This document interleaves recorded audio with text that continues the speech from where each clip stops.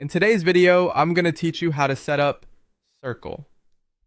So, step by step for 2025, we're diving into a comprehensive guide that'll help you create an engaging online community in no time. So, let's get started. First things first, head over to the Circle.so website and you'll want to either create an account or log in if you already have one. It's a straightforward process similar to signing up on any website, and all you need is an email and a password. Once you're logged in, you'll find an option to go directly to Circle.so from your dashboard. Click on this to get started. If you receive a prompt to verify your email, make sure to do so. This step is crucial for security and ensures that all features are seamlessly accessible. Now, with your account verified, it's time to create your community.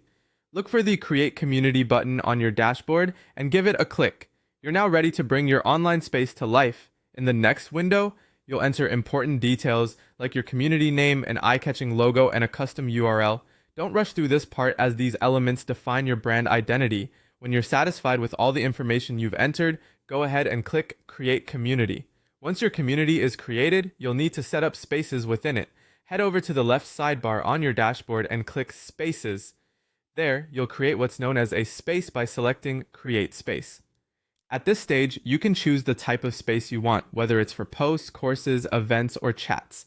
This helps in organizing content tailored to various member activities. Next up is branding. Your community's aesthetics are vital for engagement, so navigate to your profile photo in the top right corner, click Settings, and then Branding. Here you can upload your logo, a favicon, and specify your brand colors. This customization reflects your community's unique vibe. Remember to save any changes you make. As your community takes shape, inviting members becomes the next step. Click on Members in the sidebar and select Invite Members.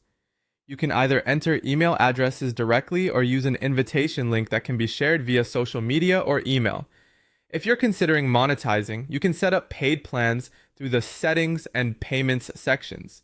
Choose to create a plan by entering details like the plan name, price, and access level.